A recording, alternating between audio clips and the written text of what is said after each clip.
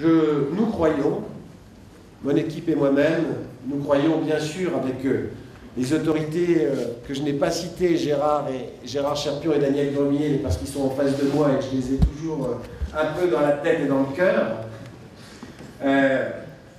Nous croyons ensemble, avec vous deux, messieurs les parlementaires et mon équipe, nous croyons qu'il n'y a pas de bonheur individuel sans bonheur collectif. Ou alors que quand on est heureux tout seul, son bonheur à soi ne dure pas.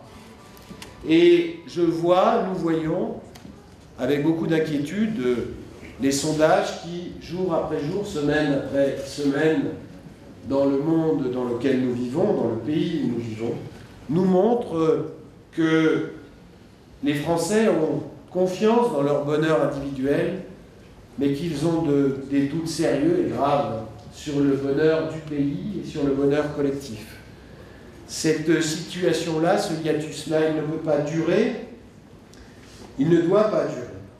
Et c'est, je crois, le sens aussi de sacrifice qui a été consenti par ceux qui sont représentés sur ce tableau et par beaucoup d'autres, par les fusillés d'Épinal d'avril 1944, le sacrifice consenti aussi par beaucoup d'Américains qui sont morts sur notre sol, l'engagement de nos deux vétérans. Bien, ce message, il est simple, encore une fois, il n'y a pas de bonheur individuel sans bonheur collectif.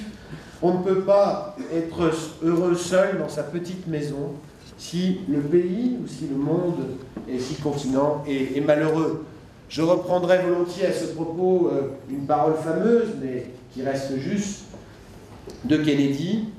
Ne vous demandez pas ce que votre pays peut faire pour vous, demandez-vous ce que vous pouvez faire pour votre pays. Alors, bien sûr, on me dira, mais est-ce vraiment au drapeau? Est-ce vraiment notre devise de liberté, d'égalité, de fraternité? Est-ce vraiment à la République? Est-ce même à Jules Ferry? Que pensaient ceux qui sont morts, les Français qui sont morts dans la Résistance ou au cours de la Libération? Est-ce vraiment à tout cela que pensaient aussi nos alliés quand ils ont donné leur énergie et parfois leur vie pour que nous vivions libres? Est-ce vraiment à cela? Eh bien, il faut le dire, ça n'est souvent pas à cela qu'ils pensaient quand ils sont morts, mais à quelque chose de très proche d'eux, parce qu'ils faisaient le lien entre eux, entre le bonheur privé et le bonheur collectif. Ils sont souvent morts en pensant à la tarte aux pommes de leur mère, à la chaleur du sein de leur épouse, au parfum d'amande de leur sœur, à la blouse râpée de leur ancienne et jolie institutrice. Mais ils savaient faire le lien au moment même où ils donnaient leur vie entre ces figures souvent féminines, privées et proches, et la France. Ils savaient qu'il n'y avait pas de bonheur pour leur mère, pour leur épouse, pour leur sœur, pour leur institutrice, pour leurs enfants, qu'il n'y en aurait pas tant que le pays, lui, ne serait pas heureux. Et leur message est un message qui invite à lutter chaque jour contre l'égoïsme et contre l'individualisme qui mine notre société et qui mine, hélas, notre République. Cette articulation, je le disais, elle nous manque aujourd'hui. Et là est le danger. Aujourd'hui, on pense trop souvent « moi et les autres ». Moi sans les autres. Moi contre les autres. La seule façon de vivre heureux en collectivité, c'est de penser « moi avec les autres ». Et c'est cela, le message très profond qui a été donné par l'engagement de ceux qui nous ont précédés pendant la Seconde Guerre mondiale, dans les armes ou dans la lutte armée clandestine. Le deuxième message que nous voulions transmettre, il est lié à cet anniversaire tout particulier, à ce 70e anniversaire, en ce que j'ai souvent eu l'occasion de dire que le 70e anniversaire est souvent, malheureusement, le dernier au cours duquel il se trouve des survivants, la dernière décennie en tout cas. Et c'est peut-être ce 70e anniversaire le temps le dernier moment avant le basculement de la mémoire vers l'histoire. Du devoir de mémoire et du droit à l'histoire, qui est aujourd'hui le nôtre, nous allons demain passer au devoir d'histoire et au droit, au pluriel, de la mémoire. C'est cela aussi, ce basculement, que nous voulions accompagner, et même si nous savons que la mémoire et l'histoire sont deux sœurs qui ne sont pas toujours d'accord. Le temps de l'histoire, en effet, se construit différemment de celui de la mémoire, mais contrairement à ce qu'on écrit souvent, l'histoire n'est pas une mémoire. Les exigences de la mémoire, elles continueront à exister. Nous aurons demain besoin d'exemples illustres. Les hommes ont besoin d'exemples illustres, monsieur le sous-préfet, pour continuer à espérer, à avancer dans la vie. Ils ont besoin d'exemples illustres et plus tard qu'on donnait au IIe siècle, au début du IIe siècle, des exemples quand ils traçaient les destins parallèles, les vies parallèles d'hommes illustres comme Alcibiade et Coriolan ou Alexandre et César. Mais au-delà de ces exemples illustres que nous continuerons à avoir de ces frères Folmard, enfin de ces pères et fils Folmard, de ces frères Moujotte, d'Émile Kluft et de tant d'autres, au-delà de ces exemples glorieux, nous allons, dans les années qui viennent, dépasser, et je crois que c'est le temps aujourd'hui, de dépasser les mémoires particulières sur ce qu'a été la Seconde Guerre mondiale.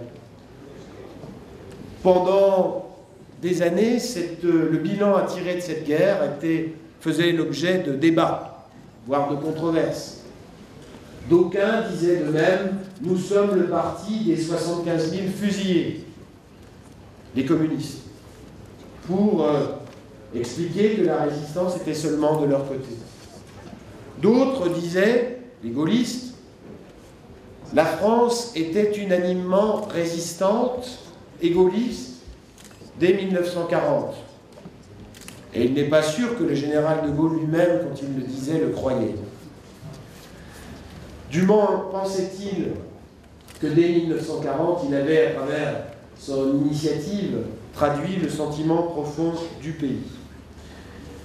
Et puis il y a eu d'autres mémoires qui se sont construites, une autre mémoire qui a commencé de s'établir avec un film, Le chagrin et la pitié, en 1971, qui était un film honnête, un film juste, mais qui a ouvert la voie à une légende moqueuse de ce qu'avait été l'attitude des Français sous l'occupation, dans laquelle on insistait, et on insiste trop souvent parfois, sur ce qu'aurait été leur veulerie ou leur culpabilité et leur lâcheté.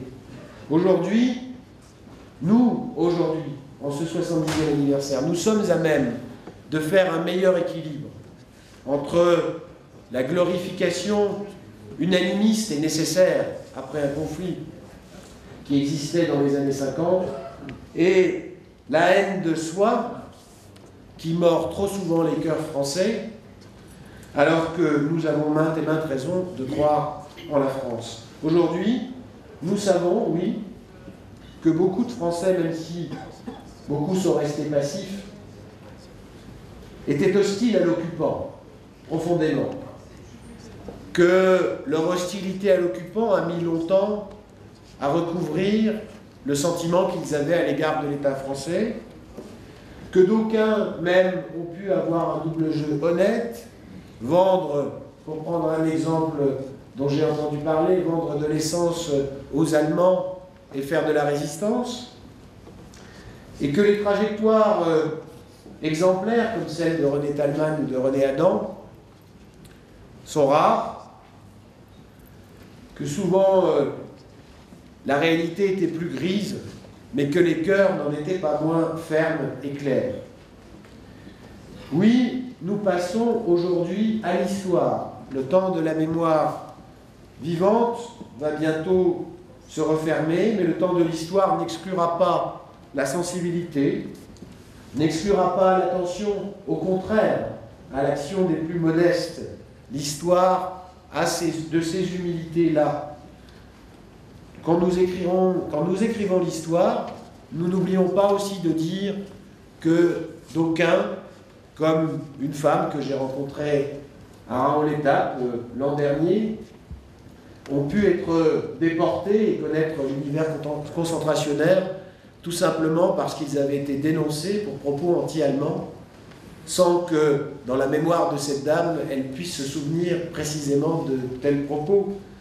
Bien sûr, d'aucuns, et nous leur rendrons justice, ont pu être déportés parfois parce qu'ils avaient prêté une machine à écrire pour taper des messages, parce qu'ils avaient renéoté juste pendant une nuit et pas pendant une semaine ou 6 mois des journaux.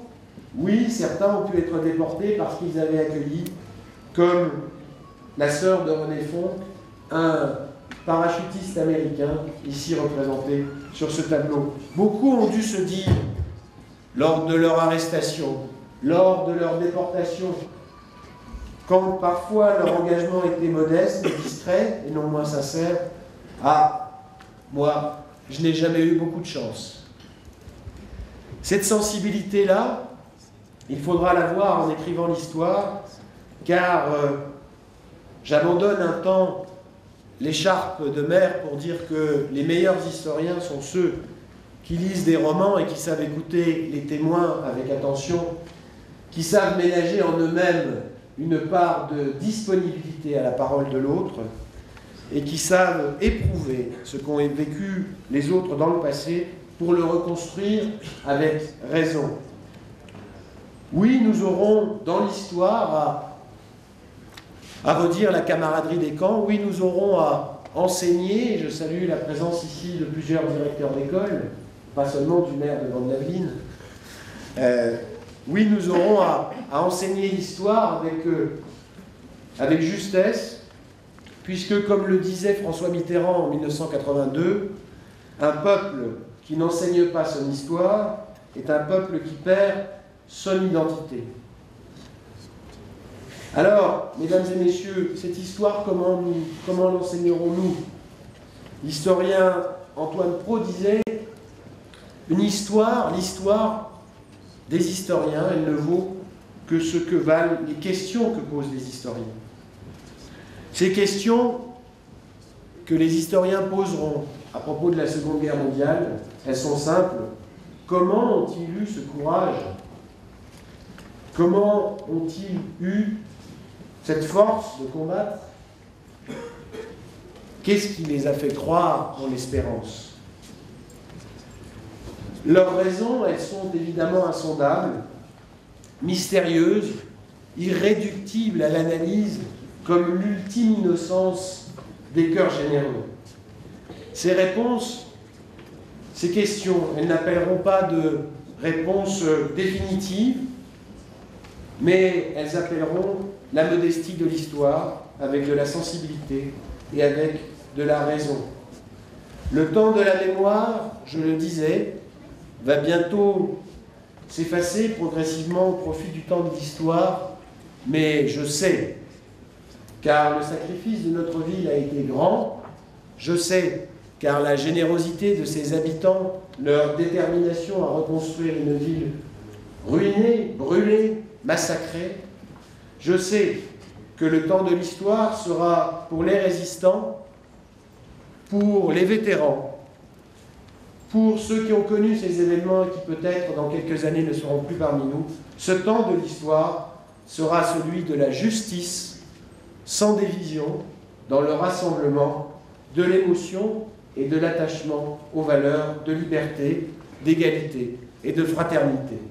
Vive la République, vive la France et vive Saint-Denis.